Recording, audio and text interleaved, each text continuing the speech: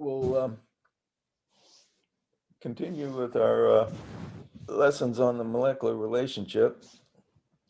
The next thing we're going to talk about is the middle way principle.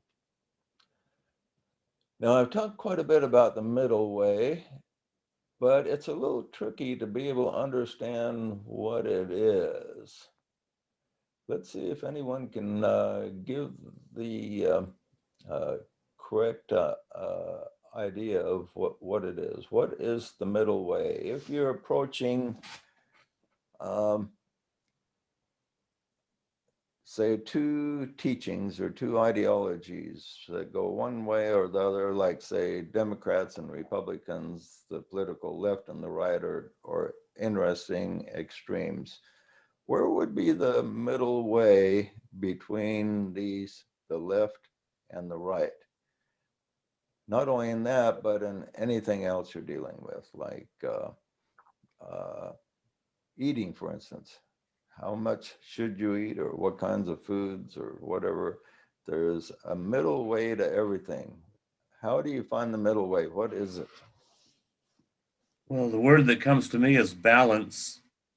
Balance like a scale, you're not too far to the left, too far to the right, moderate, uh, but balancing ideas, maybe.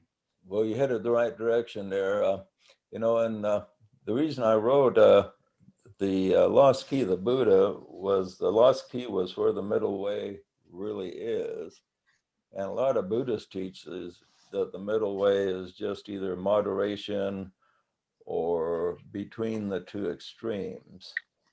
It's true, it's between the two extremes, but is it always exactly between the two extremes or not? What do you think? No. Where is it? Well, it's Like on a scale. It 51, fluctuates. 51% and 49%. There's always going to be a slight difference. Yeah. I think the middle way is not the center, but I think it's a point between the swing of the pendulum where you have the right action or the best action. So it could be 70% to be the best action, 25% in the swing to be the best action. But the middle way is the point within the swing of the pendulum where you have the best action. Yeah. Okay. Like So left brain and right brain, you have to stay in the middle, as close to the middle as possible, but we're always going to be one or the other. okay. Okay. The interesting thing, let's look at politics, for instance. Back in the 50s, everybody was ultra conservative compared to today. Anyone that has a mind that is or a thinking that's similar to somebody that lived in the 50s would be called ultra right wing by today's standards. But then we move up, and anyone that was a typical politician today, if they went back to the 50s, they would have been seen as ultra left wing. But now we move up to this age, what is right and left is quite a bit different. The people on the right today would be seen as ultra liberal back in the 50s. Because back in the 50s, remember in the TV series they had to have sleep in separate beds, even if they were married. They had twin beds, and there was all kinds of, they couldn't show a pregnant woman even, and there was all kinds of censorship rules they had back then, and women had difficulty even owning property, and so all kinds of different things going on back then. So as you move from one time period to another, what is the middle changes. Seems to be the exact middle changes. But there is a point in the middle that is the most logical from the higher point of view, from your higher self. There's a point in the middle that is the true middle, where the point of truth is. And that's what people have a hard time seeing. And that point was very similar back in the 50s to what it is today. But the middle, the true middle way, is often seen as an extreme. It's just not 1% off or 2% off. The middle way can actually be viewed as extreme right or extreme left in different periods. For instance, in the days of where we had slavery in this country, to be anti-slavery person would be an extreme liberal, perhaps. But nowadays, everybody's anti-slavery. So it, things change, but the principle of freedom has always been, and it is the point of truth. The point of truth is always maximum freedom, and people couldn't see that point in the middle back in the days of slavery. As a matter of fact, back in the Roman days, people of they had a tremendous number of their population of all races were enslaved. And so it was really common for most of our history for people to be enslaved, and it was just accepted as the norm. But from a higher point of view, maximum freedom is where we are supposed to be. That would be like the true point in the middle way is the maximum point of freedom. So the true middle way varies. And the reason it varies is society is like a pendulum. They swing right and left. And when they swing right, it appears that the point in the middle moves, but as the point in the middle doesn't move, the people move. They swing back and forth. It's like the pendulum swinging over a point in the middle. When the pendulum swings to the right, the point from the relative point, if you were riding on the pendulum, it would look like the point in the middle was moving, but the point in the middle isn't moving, the pendulum is moving. And people as a whole are like a pendulum that moves to the right and to the left. And when we move to the far left of the swing, then the people on the point in the middle, where the greatest truth is, will be seen as extreme right. And then when the pendulum swings over to the right, then it appears that point in the middle is to the left, and they will be accused of being on the extreme left. And so what's interesting is the point of truth doesn't move around, but the pendulum, which is us, moves around. And as we move from one swing to the other, what happens with the pendulum is we swing to the right and we make lots of mistakes on the right. And then when we begin again to correct them, we swing again, but instead of swinging to the point of truth, we swing over to the other direction. So then we start making mistakes on the left. But here's the good news. The good news is that with each swing of the pendulum, it swings a little bit less to the left and the right. And eventually this pendulum stops swinging and rests upon the point of truth. And this is where we're headed for society, is eventually we will reach that point what Curtis called balance, where eventually humankind will reach a point of balance where the true points will be obvious. Now, right now in the political world, it's amazing. All throughout the world, there's big uh, disagreements between the left and the right. Both the left and the right think the other side is absolutely bizarre crazy, and like never before. When I was young, it was people argued religion more than politics, but now religion's taken a back seat. The people argue politics like crazy now compared to then. And so the pendulum is swinging in such a way that we're trying to figure out what is wrong with the right and the left, and to come to that point of truth. But the point of truth is not being seen, and that is what has to happen in order to make a correction. And then when the pendulum swings one way, what happens during the swing? It crosses over the point of balance. And for a short period of time, it looks like everything is going to make sense, but then it isn't long before the pendulum continues to swing and we see a lot of illusion again. So we have illusion on the left and illusion on the right. And a handful of people can see beyond the illusion and see the point of truth. And that's where we want to be. And this happens not only in politics, but in religion and science and all kinds of things. We have a swinging of the pendulum from one way to the other.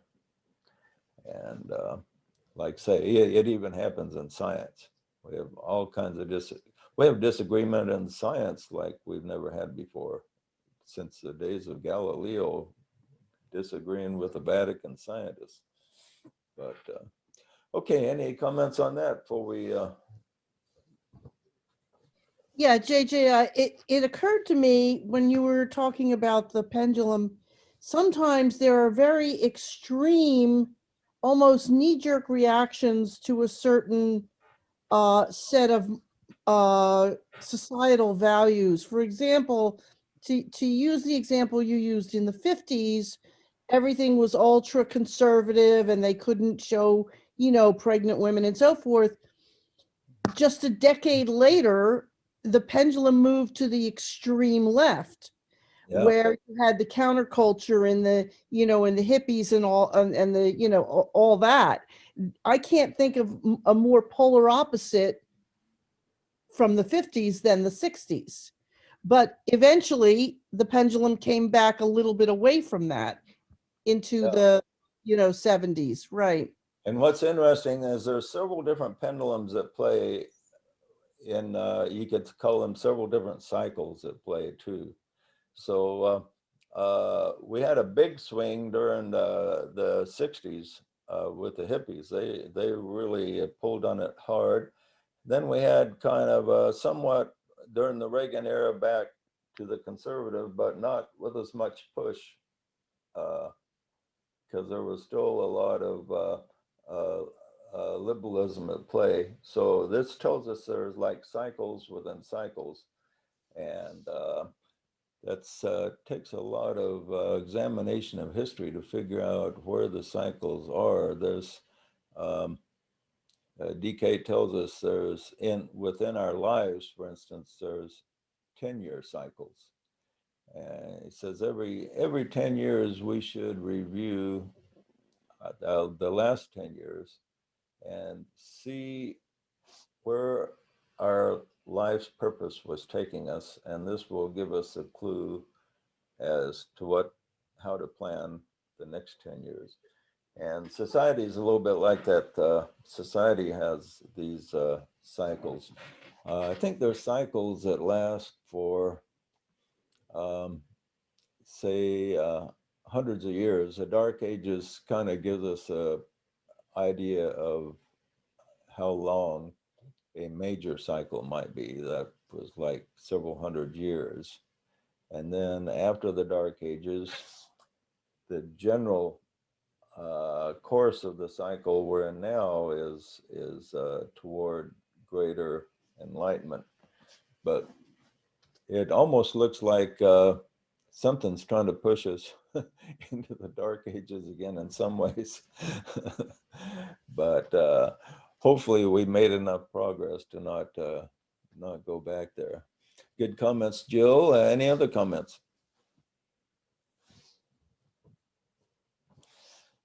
So what we want to look at is a middle way with everything we're dealing with. And one thing that's important is with authority. Now, so what are the two extremes with authority? Let's pick on Tyler over here. What would you say are the two extremes people go to in dealing with authority, Tyler? There's the one extreme where you do everything the authority says without question. Then there's the other side where you don't do anything anyone says. Right. Yeah. You're your own man, and you just ignore everything except what you want. Right. So we have these two extremes dealing with authority. Where do you think the middle way is in with authority? Somewhere in the middle.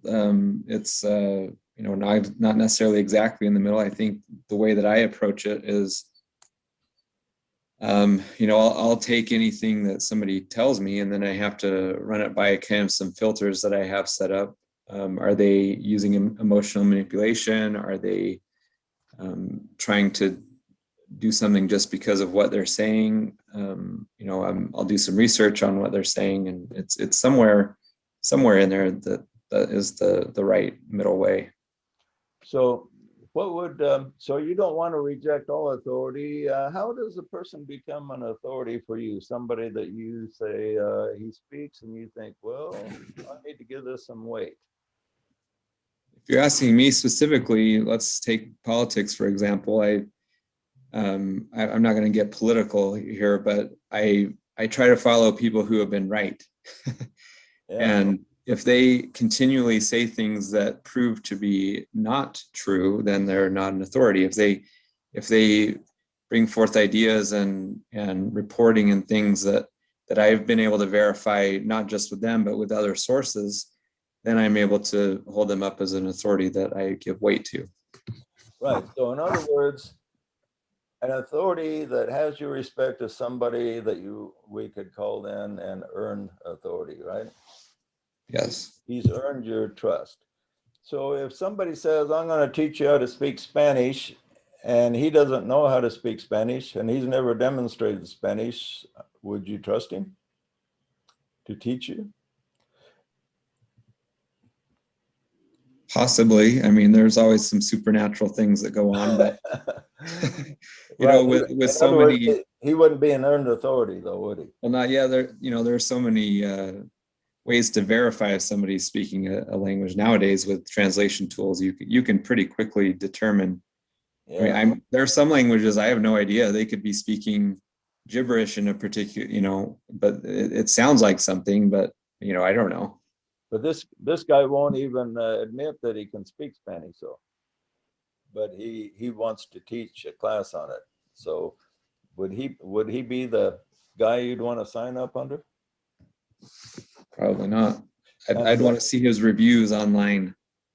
Now there's this other guy, you hear him just rattling off Spanish and you know pretty much what Spanish sounds like. And you think, well, that guy has the right accent and everything. And he's going to teach a class. So has he earned some authority with you then? More than not. I mean, Yeah. there's still some question there, but it's maybe he's not a very good teacher, so he's still got maybe ways to go, but at least he can speak the language, right? So that gives him some earned authority. Now, in religion, how many people in religion are telling us about God who really haven't demonstrated that they know anything about God? Everybody. Right. Well, good to see you, Asaf. Yeah, there's all kinds of people telling you about God, and they don't know any more about God than you do. No, if they don't know any more about God than you do, then why should we give them authority to tell us what the Bible or what God thinks that we should do? So that's kind of a problem that we have. So we have the middle way for authority is to find somebody that an earned authority is somebody that, like Tyler said, you listen to him, he says things that you know are correct and you've proven to be correct. And this guy has proven himself to be pretty logical and pretty on key. So I will give him a lot of weight. If he says something now that goes against what I believe, if he's an earned authority, then what do you do with that? What do you do with the earned authority, Asaf, if he says something that goes against your belief system? Do you just reject it immediately, or do you give it weight? No, I give it weight. I put it on the shelf Right, for later examination. right. And now another guy who's been proven wrong, like maybe some preacher that's preached that Jesus was going to show up a half a dozen times and he's never showed up yet. And he makes another prediction. No, Jesus is coming next May 15th. Okay, how would you handle that, Asaf? I will dismiss it. I will not pay any attention to it. Right. But it's amazing. Some of these guys, they make these predictions, they're wrong. They say, well, things have changed, a little bit. So God has readjusted his timetable, and then he makes another prediction and it's still false. But it's amazing how the believers still stay with the guy. This happens again and again. I've seen it with these guys making these false predictions. The funny thing about predictions is people love to hear predictions. And if somebody makes a wild prediction, it'll often get in the national news. You read, maybe once a month, I read some crazy prediction about the end of the world some guy made. And he made the national news just because, it's kind of interesting to cover for these reporters. So they give the guy some press. And I think some of these guys make these crazy predictions just because they know it does get them some coverage. And, but then when it doesn't happen, they always come up with an excuse that 90% of their followers seem to accept. But if we understand the middle way with authority, and somebody fails again and again, then we should not give them earned authority. Or if they are preaching something that can't be proved, like, let's take, we're going to enter into the fourth dimension the first of next year, you can't, nobody can prove whether that's the case or not. But if the guy comes out of the blue, he doesn't have any track record, but he's still not an earned authority. So we should be entirely skeptical of any statement, proclamation by somebody that's not the earned authority. Now, what? Well, Yeah. I like the bumper sticker, question authority. Yeah, I like that too. The left originated that idea, and now anyone that questions authority is called a right-wing extremist. But in the 60s, it was the left-wing extremists that put on that bumper sticker. And that's one thing about the left wing I agreed with in the 60s, to question authority. Well, that's what got us in trouble with the Mormon Church is We questioning authority. Yeah. But And it liberated us. That's just an example of how the pendulum swings, because question authority belonged to the left wing in the 60s, and now it belongs to the right wing in our age. So it's kind of crazy. Now the left wing just goes along with authority. Well, we have this consensus and you need to go along with it because everybody says it's true, or the authority said it's true. So you got to accept it. And so it's amazing how the pendulum has swung from one side to the other. So what's the greatest, and I'll ask you, Curtis, since you're here, what's the most powerful earned authority for you? Hang on. What's the most powerful what? Earned authority for you. The most powerful authority for me right now? Right now or anytime? Well, which has been proven over and over, is my intuition through my own soul. Right, Yes. your own soul, your own inner guidance is your highest authority. My inner master. Yeah. That's what I listened to when I questioned authority. And, you know, it seemed like the authorities in the 70s that I listened to didn't make very much sense. You made a lot more sense than they did. But even still, you're an external source. I had to seek wisdom from my own soul. So when I talked to you about reincarnation, you just didn't automatically believe it because I was your authoritative uncle.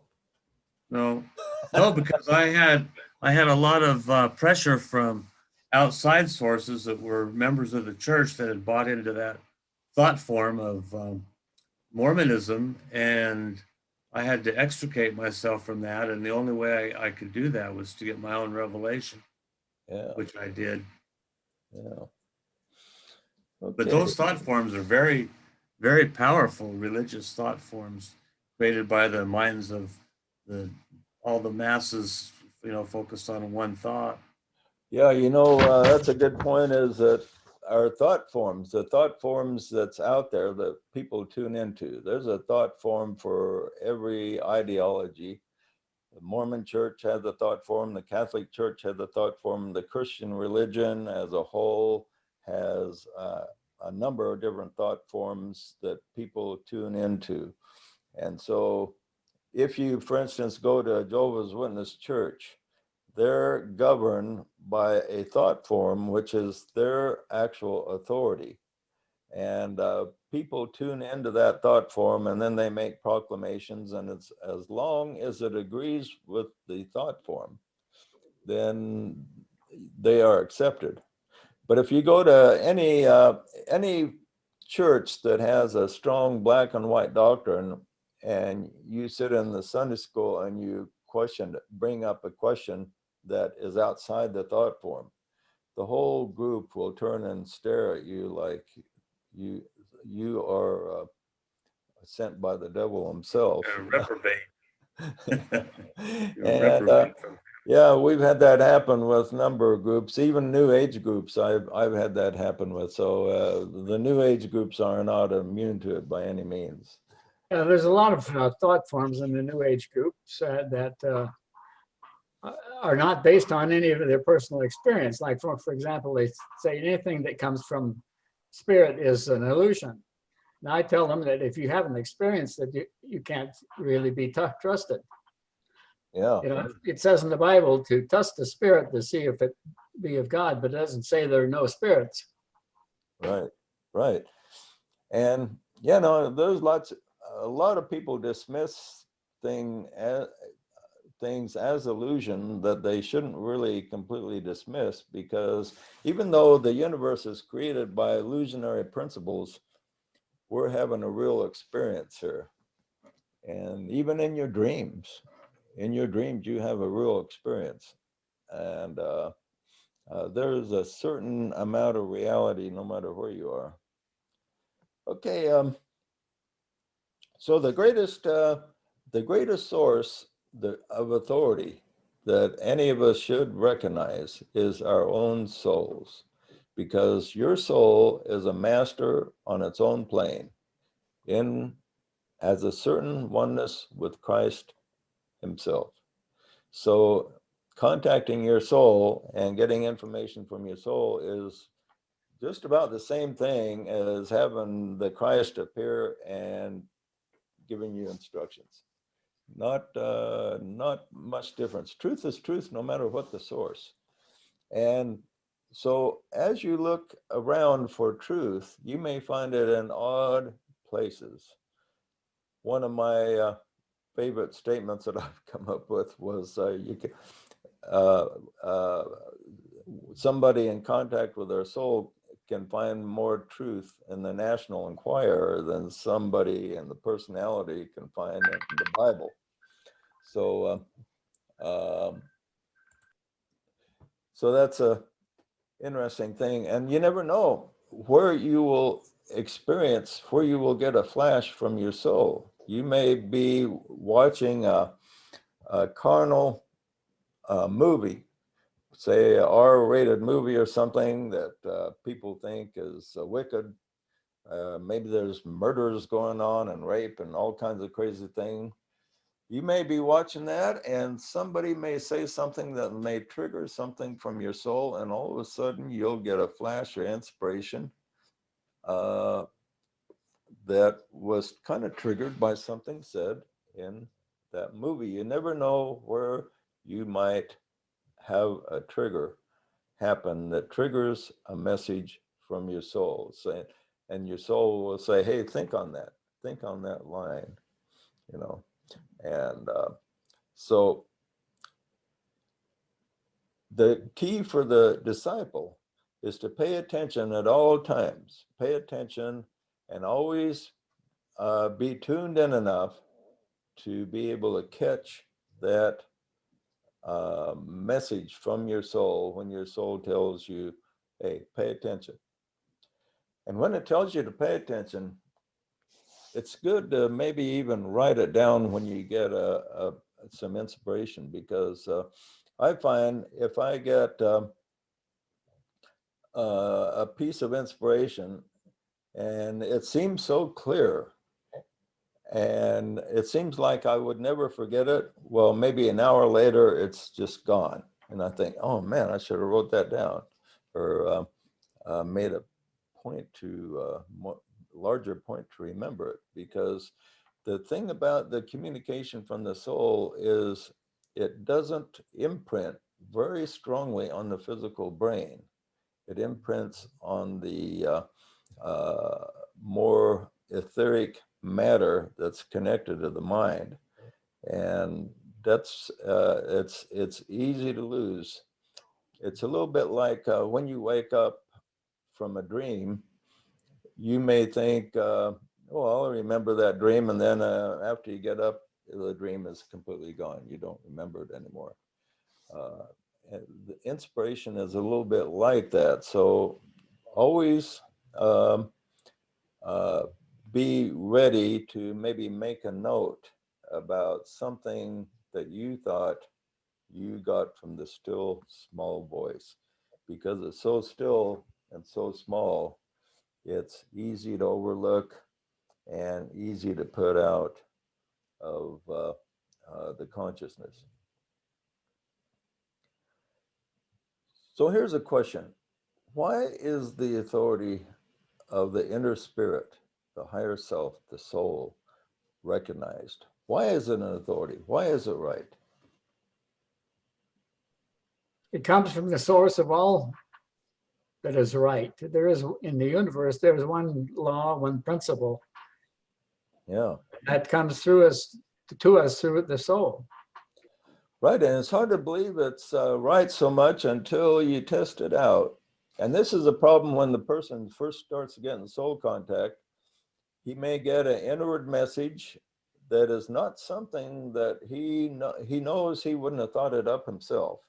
And so he thinks, but he thinks maybe he's imagining it. And then maybe he ignores it.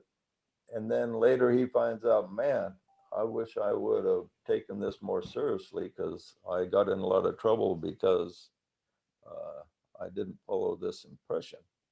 And so what happens? A disciple tests this out over time, and he finds out that this inner voice is extremely accurate. And when it speaks, he needs to listen.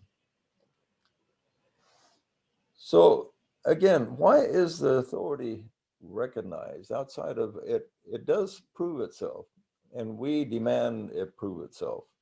And we often go through a lot of problems before it permeates our thick skulls enough so that we reach a point where we say, okay, I'll accept what comes through my own soul. And this acceptance is an important point. Hey, there's 3 reasons why the soul should be recognized. Number 1, the vibration of a person's spirit is much higher than his personality. And therefore, it's logical that the higher should be more reliable than the lower. Because when you feel the voice of the soul, you can sense it's higher than your normal personality self. Something higher is making itself felt in your life. And because you sense a higher vibration, it causes you to think, well, maybe I need to trust this. Second, the disciple who has tested the previous information given through the soul has always found it reliable. This is the second reason it's to be trusted. The first reason, you begin to trust it because you sense it is something higher than your normal self, and then you test it and you find it's reliable, and this gives you more confidence. The third is you have a certain inner knowing and peace that accompanies the revelations through the soul. If the revelation feels wonderful and uplifting, then it's logical that we will benefit by following it. So when you get a revelation from the soul and you go against it, you will not have peace. You'll feel like a disturbance, what Star Wars calls a disturbance of the force or whatever. You'll feel a disturbance. But if you follow it, you'll have a sense of peace that you've accepted or you're headed the right direction, and that peace gives you even more confidence. So you have a higher vibration, and you think, well, maybe I should trust it.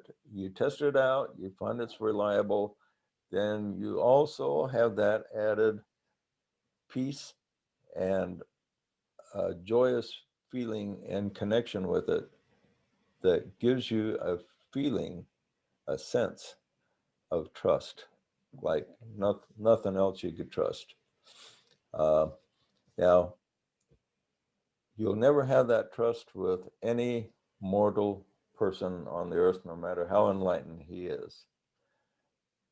But if that mortal person happens to speak words in complete harmony with the soul, and then the soul gives you a sense of peace and confirmation about those words, then you can trust those words. It doesn't mean the guy who spoke those words is infallible, but it means the words are true. So any moral teacher will have flaws, and he'll make mistakes now and then, no matter how good he is. But this is why the disciple needs to always test everything, because maybe, let's say the teacher understands a principle correctly and he begins to explain it, but he doesn't use a very good delivery and choice of words. So some people, not everybody understands correctly what is in his mind. If you have an inspiration from your own soul, you will know whether or not you're understanding it correctly. If you're not understanding it correctly, then your soul may impress you to ask the teacher questions to clarify. And then when the clarification is there so that the principle is delivered correctly, then you'll have a sense of peace and confirmation around your understanding that your understanding is finally correct. So after a long period of testing the spirit and finally bowing to its direction, the disciple does indeed accept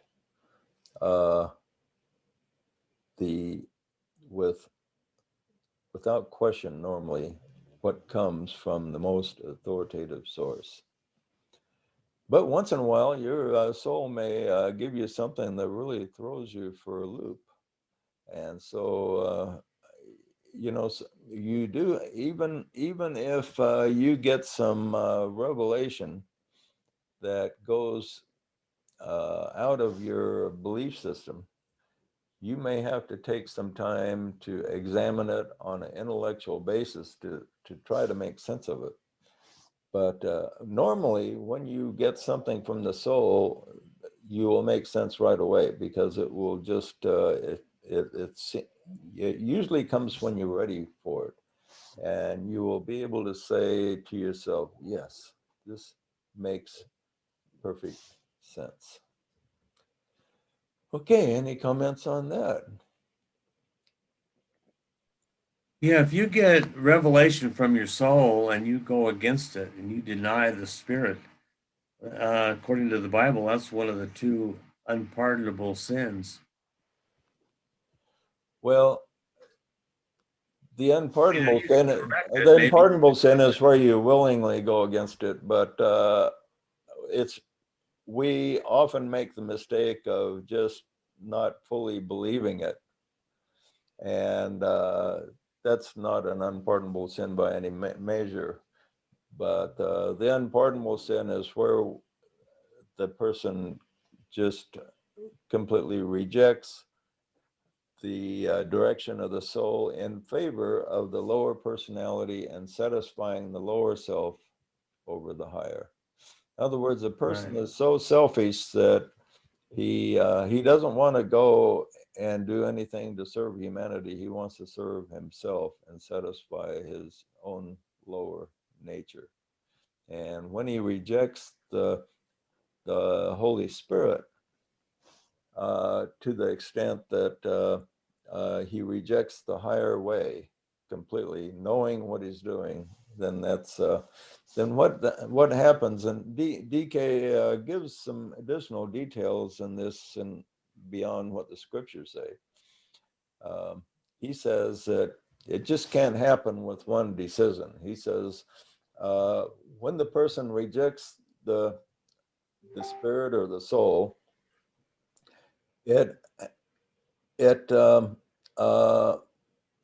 he just can't do it all at once. He has to do it over a period of time to have a full rejection, because the soul will work with the person as much as possible.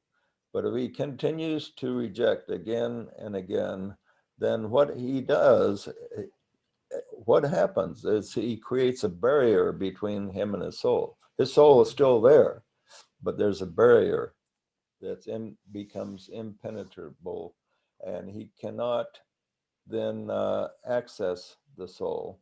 And because he cannot access the soul, then his everything connected with his lower nature disintegrates, and he has to wait until a new creation to start his evolution all over again. And it creates a tremendous delay in time. Yeah. JJ, Yeah. does that include illness? Just a minute. Let me. Does it? Check. It is. Does that include what? Does that include what? Illness. Does illness draw you away from your soul? No. Is it the lower nature? No, not that. Let me put you on mute while I answer that. There we go. My voice was reverberating there.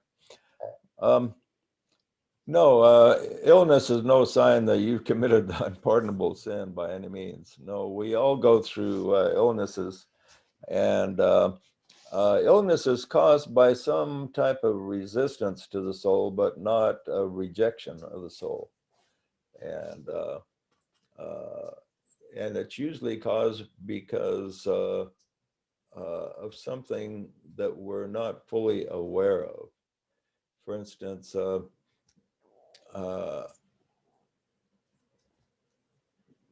a person may be ill because of, say, emotional suppression, but he's not aware that that's what's causing the illness.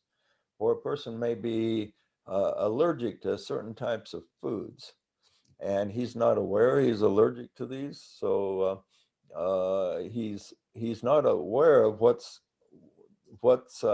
causing his problem. He has to discover what's causing his problem. But yeah. We don't condemn anyone because of illnesses, because there's so many different causes of illnesses. And so the disciple must be careful about judging others that do have problems of any kind, because we haven't walked in their shoes. Okay, we're near the end. Any more comments or questions before we wrap it up? Well, I was just going to say, when you introduced reincarnation to me, which was extremely foreign to my, at that time, belief system, and I went and prayed about it, and I asked, and then I got a witness that lasted 2 or 3 days. It was like a burning fire, and I knew that if I didn't accept it, I was going to be in trouble, because I'd asked for it, and then I got it. So I had to accept it, which I did. And then, like you said, I experienced this tremendous inner peace. And then I couldn't understand why everybody around me in the church couldn't accept reincarnation. And this had one more benefit in our relationship, is when I told you something kind of outlandish, you didn't automatically reject it from that point on. Yeah, once I saw that opened a huge door to enlightenment, because I knew that was true. So it must be other things out there as well. Yeah. Sure enough. Thank you, Joe. Thank you. Oh, well, thank you for being there. I needed somebody to bounce things off of. I didn't have anybody to teach at the time. I didn't have anybody to teach me. I was looking all through the church and scriptures, and I was operating in this huge vacuum, and all of a sudden, voila, I got filled in a big hurry. And my wife at the time thought I was in league with the devil, so she wasn't teachable. No, but no, I remember not that. my current wife.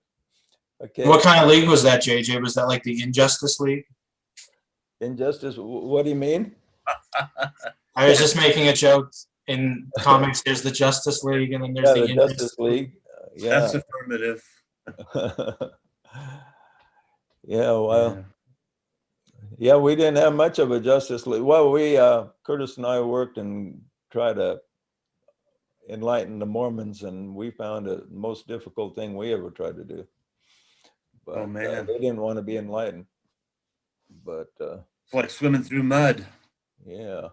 Well, Joshua, how about people over that Lucis Trust? Are they open to new ideas, or are they just open to what the Tibetan says? Yeah, well, obviously there's a lot of openness to what the Tibetan says, but there's not, I mean, it's not like the Mormon church where it's like, no, that's the devil, but Yeah, they're bound to be a step up from that, that's for sure. yeah, but there's not tons of searching out new things. Like, what if you said, went to them and started telling them something from the Course in Miracles? What kind of reaction would you get? I don't know, I haven't read the Course in Miracles. But there's been, you know, there's some openness. I mean, it's sort of weird and sometimes surprising and sometimes disappointing. Like, you know, a lot of people over there are on the left, but then occasionally you hear sort of reasonable points about things. You think people question stuff that you didn't realize they would be questioning. So it's kind of a mixed bag in some ways. Yeah, esoteric groups are not perfect, but they're overall, they're more open-minded than the religious groups, that's for sure. But they still no group is perfect. Every group creates a thought form that the individual disciples to sometimes have to look beyond, which is kind of interesting. Okay, well, thanks for your comments. Anything else before we wrap it up? Yeah, I have a recommendation before we go. Last night I saw a movie on YouTube called I Am Gabriel. Oh yeah, what was that about? It's about this young man just turns up on a road in rural Texas. He's all dressed in white, and he gets taken in by this town and transforms the whole town with the people's beliefs and all that. And it's interesting that they don't know what it is, but they know there's something weird about this kid. And he tells them it right from the start, it will be revealed. And in the end, he pops up a pair of wings and then disappears. Was it like a regular movie that? Yes, Hollywood or? full-length movie. And it's, I think the people here would definitely like that movie. Oh, well, I check it out. I want that movie with Eva. It's just it's a good movie, very good movie, very uplifting. Yeah. Okay, well, thanks for the clue. Okay, we better wrap it up. Good to talk to all of you, and we'll see you next week, all being well, and hope you guys adjust to that missing hour that are subject to it here. Thank you, JJ. Bye-bye. Thank you. Thanks, Jay. Bye, everybody. Bye. Bye. Bye. Thank